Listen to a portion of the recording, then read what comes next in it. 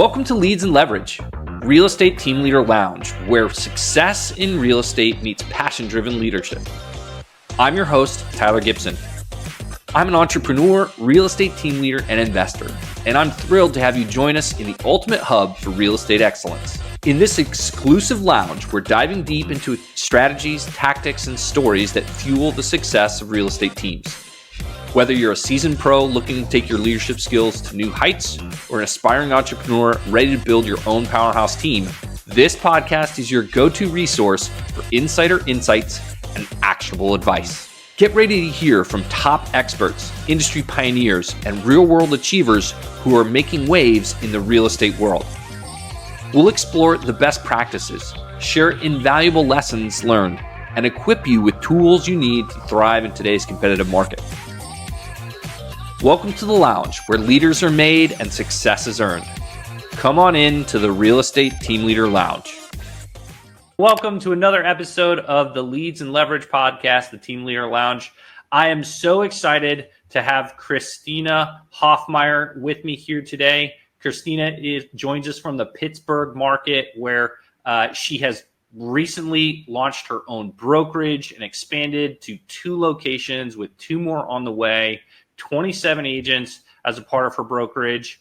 And, she's a top producing agent too. Plenty of awards and accolades, including being featured on the cover of Real Producers magazine for the Pittsburgh area in 2022. Christina, thank you so much for joining me today.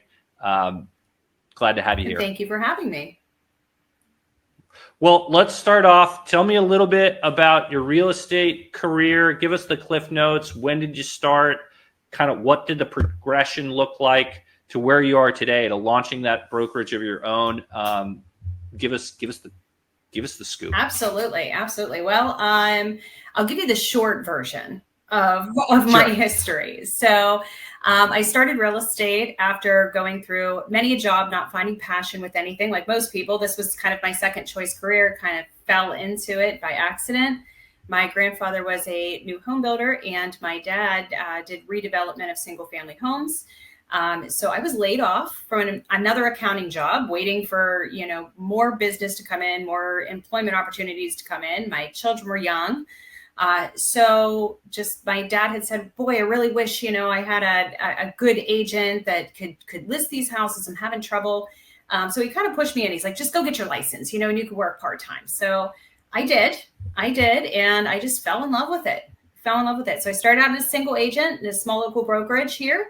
And as a struggling agent, I found that there was easy pickings kind of all around me. All the big agents wanted the nice condos and the new construction. And, they wanted to have the mimosa lunches and the broker's tours. But then people were walking in that wanted to buy investment properties or low dollar properties, first time home buyers. And a lot of the agents in the office where I was just kind of snubbed them. And I was like, well, I'll take it. I'm not doing anything else. I'm a single mom, got 2 kids. My kids need to eat. I'm willing to take anything.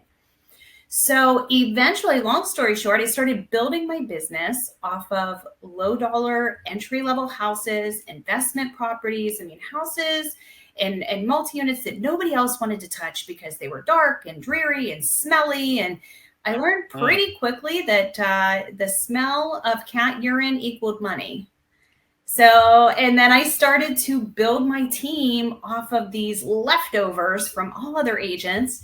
And it started out slow, but at the end of the team, before we became a brokerage, we were closing anywhere from 250 to 300 transactions each and every year on properties and with clients that other people had just turned a blind eye to because they didn't think there was value in it. And it just built a community around us. So that's kind of where I've been over the last 17 years. That is a fascinating story. I love the fact that you built your business working with investors, because that's me too. So we could probably talk about that a lot. I don't know that we will today, but that's incredible. I am curious, why do you think those agents snubbed the investors? To me, I can say now, I didn't see why then, but I think that everybody gets so wrapped up in how they present like their brand. And I'm a big person with brand. I think brand is super important for any new agent or seasoned agent, but I think they get so wrapped up in like, oh, here's my trophy on the wall. Here's my, piece of paper that I got from my brokerage. It says this is how much sales volume I did. Well, none of that equates to how much you have in your bank account. And if you can send your children to college without burying them in debt, like that's not the point. The point is, at the end of the week, how many direct deposits did you have? How many real connections did you make? How did you serve your community and those around you? And did you take care of your family? Who cares about the certificate that means absolutely nothing and is worth only the paper that it's printed on? It matters that you go home at night and you feel grateful for the opportunities that you have. You feel grateful for the people that you got to meet and help, and you feel grateful because you're financially free. So I think there's a huge disconnect on what it means to be in real estate and getting away from all of that fluff and the glamour and the fakeness of it all. That's not what matters. Yeah, I love that so much. What I found is that a lot of agents don't want to work with investors because they may feel like they waste your time. And what I found is that there are some that will absolutely waste your time. So you just need to be better at asking the right questions to figure out whether or not they're going to actually do something. And then I focus my energy on the people that show the same kind of energy and response, right? So if I'm picking a few deals and sending them to them, if I'm not getting any feedback, I'm going to send less and less deals to that person in the future. I'm going to pay attention to the people that are highly engaged, right? Yeah. I'm sure you understand that. Yeah, it's no different when we're dealing with just any run-of-the-mill retail buyer or seller. There's a process in which you have to go through to vet that client to see when their need is, how they're going to obtain that lead, how they're going to obtain that, and how serious they are. Investors are no different. But I think the approach that the agent has to take, whether you're dealing with somebody who's selling the home they've lived in for 15 years or somebody who's buying 15 houses to rent them out, is each one of those have to have unique value propositions that you offer to them, because investors are a little hesitant on who they trust. You've got to talk the talk, walk the walk, and prove to them why they should select you to write their 100 offers this year as opposed to another agent. What are you doing that's specific to them? Their menu has to be different than John and Jane down the Smith down the street. It has to be unique. Yeah. What's one thing you think every agent should be able to do in order to be able to win an investor client?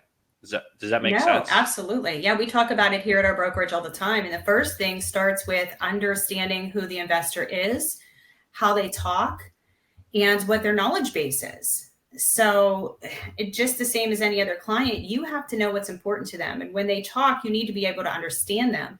Sometimes investors speak a different language. When they start talking about net yields and ROI and cap rate, private notes, JV agreements, everything's abbreviated. You need to know what they're talking about. And then it all starts with training and education. And I don't care if you've been in the business for 5 minutes or 50 years.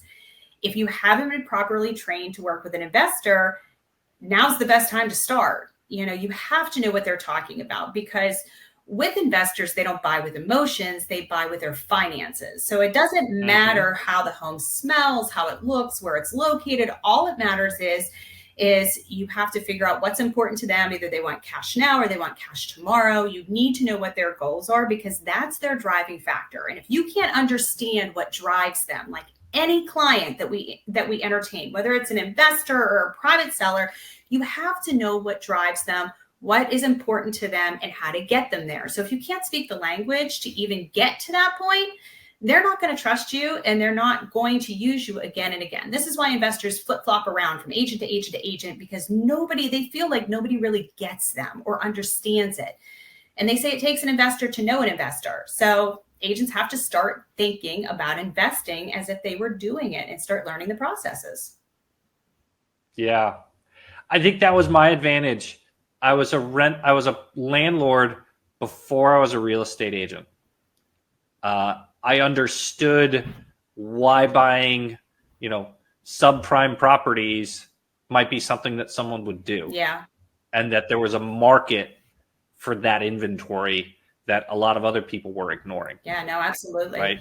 It does give you a unique perspective on it to be able to understand, because every dollar, every cent matters, especially when you are buying in an area that maybe doesn't support leveraging your property when a furnace goes out or a roof starts to leak. All of these things are important that you really don't think about when you're buying your own home to live in. It's not the same. Yeah. No, I love that. All right. So enough about investing. If somebody wants to know more about that, then they'll just need to reach out to you or I, and we can talk about working with investors. Tell me a little bit about when you decided to start a team and what motivated you to do that. Oh, so it was a while ago. I started finding myself not having enough work-life balance. And I was busy all the time. I think that it wasn't my determination that I needed a team, but it was everybody around me telling me that I was not spending enough time just doing things away from work. You're always answering your phone. You're always at work. You're always taking appointments. You're working day and night. You're becoming unbearable to deal with. And I think it was like that stress and that anxiety of like, something's got to give. Either I've got to step back in my role and do less business, which I couldn't do because I had become accustomed to the income I was bringing in, or I needed to start thinking about expanding. So that's in essence what I did, is started just talking to people about, hey, I'm overwhelmed. I need somebody to help. And it became very easy to find, other agents who were struggling, who not only needed the business, but just really needed guidance and training and mentorship that maybe they weren't getting wherever they were. So it became mutually beneficial for like, hey, can you help me out, and I'll help you and show you what I do so that one day you can do that. And it just kind of grew from there over the years. Yeah. What's one thing you wish you had known before you started a team? Hire slowly, fire quickly. Okay. Hire slowly, fire quick. That is the hardest part. Just making sure I knew who I was going to hire and why before I just brought people in. Building a team doesn't happen perfectly the first time for most people, and I'm no exception to that role. I made a lot of bad choices because I didn't do my research, and I didn't know really what I was doing at the beginning. I made a lot of bad choices with who to allow on my team and what roles to put them in. So if somebody's listening to this and they're thinking, they're at that same point, no work-life balance, they need some additional leverage in their life, and they're thinking about starting a team, what should they know before they start? Hire fast, hire slow, fire fast. That's great. What else should they know before they start, right? Because you said I didn't do enough research. What's one thing that if you had known that, you think you would have had an easier time with that first iteration of a team? Yeah, first thing I would have done is I would have consulted my attorney about the formation of my team and then my ICA agreements with my team members. I probably would have also spoke to a mentor and decided who I needed to hire first. I jumped right in, as most team leads do, and was like, okay, I need a buyer's agent. And I grabbed the buyer's agent. That's the wrong thing to do. My first hire should have been some type of administrative assistant, transaction coordinator. But at the time, I didn't have the knowledge to be able to do that. I didn't know what to pay them. I didn't know what they did. I didn't know, how to delegate responsibility to them. So I really should have taken that time and brought on a TC for myself before getting a buyer's agent and promising them like, we'll do this, this, and this, and not having the supports and systems to actually support them properly. And then the last thing I would do is learning how to delegate. That's so hard for a lot of real estate agents, is learning how to let go. You have to you have to have that come to Jesus moment where you say, I can't be a jack of all trades and a master of none. I need to hire people who are smarter and better than me in this particular thing that I want to delegate, and trust that they've got it, because I'm not the best at everything. I'm the best at some things, but I can't be the best at everything. And things are still going to be okay. And the sun's going to come up tomorrow if I don't have my hands in it. So I think those are the three things that I would say. Definitely research that. I wish I would have. I would have had a heck of an easier time if I did. Yeah, I think 100%. I agree. I was super fortunate that I knew people that had teams already, and they gave me their team agreement. And I was like, okay, I made some modifications, and that was it. We've had several iterations since then. I think it's smart to have a mentor, somebody that's done something similar and same kind of thing. Mm-hmm. And you're absolutely right. The first thing to do, hire a transaction coordinator. Yes. Because most of them work on a closed file basis. So the cost is, commensurate to the amount of service you get, right? Right. And it's the easiest way to start creating that leverage in your business. Very cool. Well, we're getting short on time, and this is great. I mean, we could probably talk for another hour. I'm sure, because I've got more questions that I would love to ask you. So maybe we'll have you back someday. No, absolutely.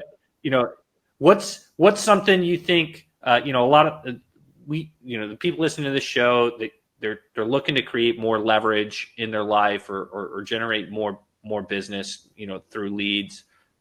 What's one thing, if they're, you've already told them to think about their contracts and hire slow, fire fast. What else? What's one more thing you think they should know before kicking off a team or as they look to try to scale? I would say, one of the most important things for any, team member, they come in with the expectation that the team lead is going to make it rain, so to speak. So you're going to be set up for that. And it's, it's the name of the podcast here, Leads and Leverage. So think about that ahead of time before you go out and hire a bunch of agents, buyer's agents and listing agents to go out there and generate business, because it's the team lead's responsibility to ensure at the end of the day that these agents that you have on your team can feed their families and have the quality of life that they want. So setting up those systems ahead of time to ensure that you have excess business to provide them and that you're providing the training needed to convert that business. I think that's super, super important and something to set up way ahead of time. Make sure that you have the excess, to be able to carry them through, and then only hire agents onto your team as you have excess leads in business. I see so many team leads just gobble up all the agents they can and then can't feed anybody. That's really not the purpose. And it'll blow up. It will blow up. It's just a matter of when. Yeah. No, that's great. Well, if people have questions for you or want to learn more about the Pittsburgh market, what's the best way for them to get a hold of you? They can call our office Monday through Friday, 9 to 5 at 724-201-0514. Awesome. Well, thank you, Christina, so much for spending some time with me today. I look forward to talking to you more. And thank you to everyone that tuned in to listen to Leads and Leverage today. We'll catch you on the next episode. Bye. Thank you. And that's a wrap for today's episode of Leads and Leverage.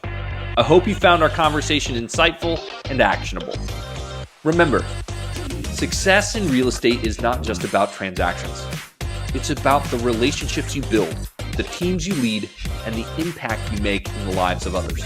If you enjoyed today's episode and want to stay connected with our community of real estate leaders and entrepreneurs, be sure to subscribe to the podcast and leave us a review. Your feedback helps us bring you more valuable content and guests. Don't forget to visit our website, gpghome.com/leads and leverage for additional resources, show notes, and exclusive updates. You can also follow me on Instagram at real_Tyler Gibson to join the conversation and connect with like-minded individuals. See you next week.